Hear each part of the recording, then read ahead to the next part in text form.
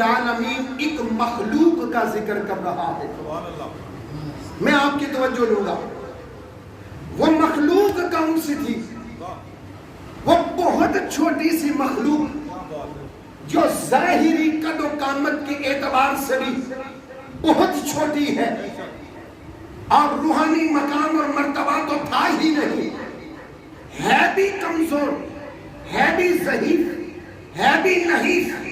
معاشرے میں نہ کوئی عزت، نہ مرتبہ، نہ مقام، نہ رہنے کے لیے گھر ہے، نہ بیٹھنے کے لیے کوئی طیب و طاہر جگہ ہے. بیٹھتی بھی ناپاک جگہ پہ ہے، کھاتی بھی ناپاک ہے.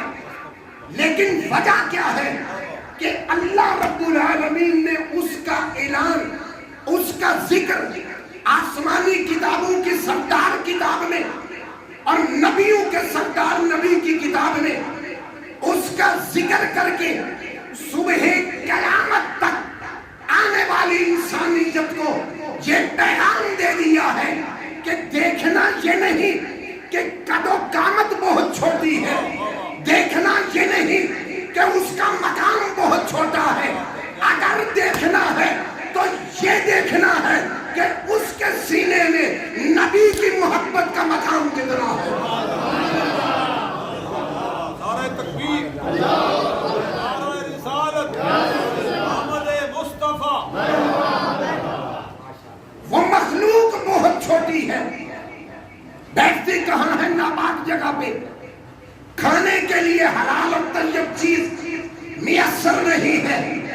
اب جس کا یہ مقام ہو اس کا معاشرے میں کیا مقام ہوگا بتانا یہ چاہتا ہوں. اسے قرآن کی زینت کیوں بنایا گیا ہے؟ یہاں مجھے آپ کی توجہ درکار ہے. آپ نے علماء سے سن رکھا ہے کہ جب سیدنا ابراہیم خلیل اللہ کے لیے آگ جلائی جاتی ہے اور آگ کے شعلے آسمان سے باتیں کرتے ہیں، اس روئے زمین پر اللہ کے نبی کا نہ کوئی حامی ہے نہ کوئی مددگار ہے. اب روئے زمین کے جتنے بھی جانور ہیں، اب میں چرند پرند درند سب کا اطلاع لفظ جانور پہ کر کے تیزی سے آگے بڑھ رہا ہوں. اب انہوں نے میٹنگ کی ہے، ان جانوروں نے میٹنگ کی ہے جس کا بات سمجھانے کے لیے جملہ کہہ رہا ہوں کہ 1 پوائنٹ ایجنڈا یہ تھا کہ اللہ کے نبی کے لیے آگ جلائی گئی ہے. انسانوں میں کوئی نہیں نکل رہا، ہم جانور ہی اللہ کے نبی کی بارگاہ میں کوئی نوکری مل سکتی.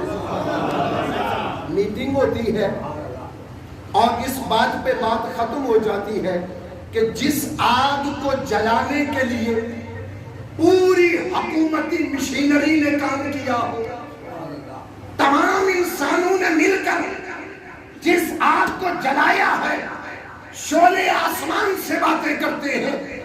اس آگ کو بجھانا ہم جانوروں کے بس کی بات نہیں. اب میٹنگ ختم، سارے واپس چلتے ہیں نا، تو ایک مکھی جسے قرآن نحل کہتا ہے اور میں اور آپ اسے شہد کی مکھی کہتے ہیں، یہ اس سے پہلے شہد نہیں بناتی تھی.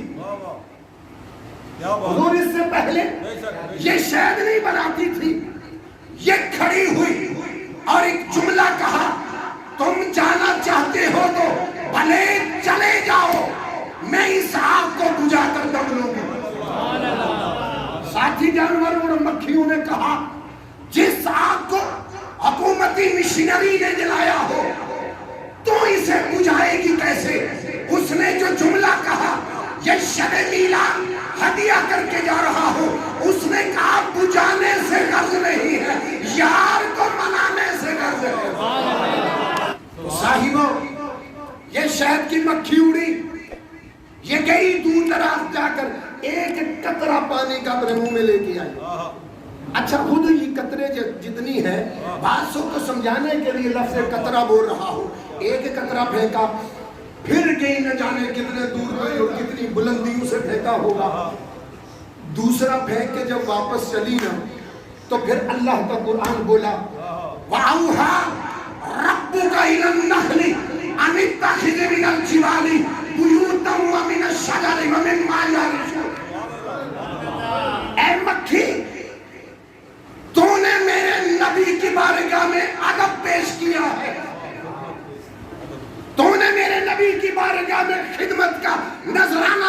کیا ہے، ہم تجھے پہلا انعام یہ دیتے ہیں کہ آج کے بعد تو گھروں میں، درختوں پہ، پہاڑوں پہ تو اپنا گھر بنا لے. تو بے گھر تھے، ہم تجھے گھر دیتے ہیں. آج کے بعد اب تو بے گھر نہیں ہے، آج کے بعد تو بے قدری نہیں ہے. آج کے بعد تیری عزت، تیری رفعت، تیری منزلت، تیری بلندی کو ہم نے بڑھا دیا ہے، اس لیے کہ تو نے میرے نبی کی بارگاہ میں نوکری پیش کی ہے. حضرات محترم، عربی زبان میں مطلق لفظ ذباب مکھی پہ بولا جاتا ہے، لیکن علماء کی خدمت میں عرض کر کے آگے بڑھوں، جیسے رجل بھی مرد ہے تو اب مردوں میں عالم بھی ہے، فاضل بھی ہے، صوفی بھی ہے، ملا بھی ہے، عام بھی ہے، تو مختلف اقسام ہیں. مطلق لفظ ذباب، یہ پہلے تھی ذباب، اب اللہ نے اس کو نام دیا ہے نخل، رہنے کے لیے دیا ہے گھر. اب مقام اسے ملا ہے، عزت ملی ہے، رفعت ملی ہے. کس لیے ملی ہے؟ نبی کی بارگاہ میں نوکری پیش کرنے کے لیے، خدمت پیش کرنے کا نذرانہ. اب فرمایا ثم کلی من کل الثمرات، تو پہلے کھاتی تھی نبات، اب کھا پاکیزہ پھل. من کل الثمرات فاسلکی سبل ربک ذللا، ہم تجھے پاکیزہ پھل عنایت کرتے ہیں، ہم تجھے رہنے کے لیے گھر دیتے ہیں، ہم تجھے منزلت اور بلندی عطا کرتے ہیں. اور یہیں پہ بات ختم نہیں، تو نے نبی کی خدمت کی ہے، ہم تجھے اجر یہ دیتے ہیں کہ یخرج من بطونہا شراب مختلف الوانہ، اب تو ان پھلوں کا رس چوسے گی، تو پاکیزہ اور طیب پھلوں کو کھائے گی. انعام یہ دیتے ہیں کہ یہ کھا کر تیرے پیٹ سے نکلنے والے سیال مادے کو ہم انسانیت کی شفا بنانے جا رہے ہیں.